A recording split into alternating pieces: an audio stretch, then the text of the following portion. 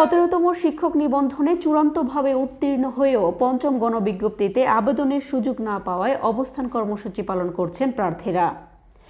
বিশেষ গণবিজ্ঞপ্তির মাধ্যমে আবেদনের সুযোগ দেওয়ার দাবিতে সোমবার সকালে বেসরকারি শিক্ষক নিবন্ধন ও প্রত্যয়ন কর্তৃপক্ষ এনটিআরসিএ কার্যালয়ের সামনে এই কর্মসূচি শুরু করেন তারা। দাবি মানা না হলে আগামীকাল তাদের সার্টিফিকেট এনটিআরসি এর কাছে ফেরত দেবেন বলে জানান তারা, কেননা এই সনদ তাদের আর কোনো কাজে আসছে না বলে আক্ষেপ ভুক্তভোগীদের। আজকে আমরা হয়তো একটা সমাধান আসবে, যদি সমাধান না আসে আমরা এনটিআরসিকে আগামীকালকে আমাদের আবার কর্মসূচি আছে, সেই কর্মসূচিতে আমরা এনটিআরসিকে আমাদের সার্টিফিকেটগুলো বুঝিয়ে দেব। আমাদের 739 জনের সার্টিফিকেট আমরা পেয়েছি, সকল সার্টিফিকেট ওনাদেরকে বুঝিয়ে দেব।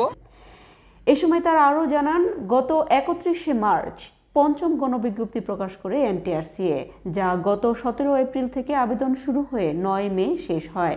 কিন্তু বেসরকারি শিক্ষা প্রতিষ্ঠানের 96,736 শূন্য পদে শিক্ষক নিয়োগের এই গণবিজ্ঞপ্তিতে 24,000-এরও কম প্রার্থী আবেদন করেছে। এতে এনটিআরসিএ প্রাথমিক সুপারিশ করেছে 22,000-এর মতো কিছু প্রার্থীকে। কিন্তু এত বড় শিক্ষক নিয়োগে এনটিআরসিএর তুঘলকি কাণ্ডে 17তম নিবন্ধনধারী 739 জন প্রার্থীকে আবেদন বঞ্চিত করা হয়েছে বলে জানান তারা। আমাদের তো এখন আপনারা চাইলে পারবেন, এগুলো তো এর আগে এমন কোনো কিছু হয় না, আপনারা দিয়ে দিলেন। আমরা চাচ্ছি যে বাংলাদেশের সারা দেশের শিক্ষক সংকট, প্রায় লক্ষাধিক শিক্ষক সংকট, আমরা তো 22,000-এর মতো সুপারিশ করলেন, আর এগুলো করবেন কি? আমাদের ইচ্ছা আমরা করবো, তা আপনাদের ইচ্ছা তো 1 বছরের মধ্যে পরীক্ষা শেষ করতে হবে, কিন্তু আপনারা তো পারলেন না। আপনাদের সব নিয়ম আছে, কিন্তু আপনারা তো বাস্তবায়ন করতে পারলেন না। আমরা যদি সঠিক সময় পরীক্ষা নিতেন, আমরা 2-3টা গণবিজ্ঞপ্তিতে আবেদন করতে পারতাম। এর আগেও দফায় দফায় এনটিআরসিএ কার্যালয় ও প্রেস ক্লাবের সামনে মানববন্ধন ও আমরণ কর্মসূচি পালন করেন তারা।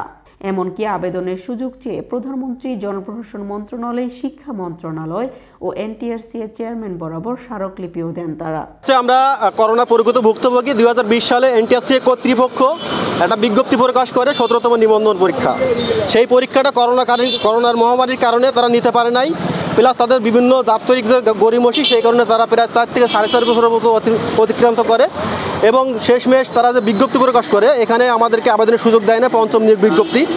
অথচ আমরা পরিচিত ভুক্তভোগী। এর মধ্যে জনপ্রশাসন মন্ত্রণালয় একটা ব্যাকডেট দিয়েছিল 39 মাসে, যেটার মেয়াদ শেষ হয় 2023 সালের জুন মাসে। কিন্তু এনটিআরসি কর্তৃপক্ষ 2020 সালের বিজ্ঞপ্তি সেটা 2023 সালের জুনেও সম্পন্ন করতে পারে নাই। তো এই দায়ভারটা হচ্ছে তাদের, তারা কেন সম্পন্ন করতে পারে নাই? যেহেতু আমাদের কোনো দায় নেই বা দোষ নেই।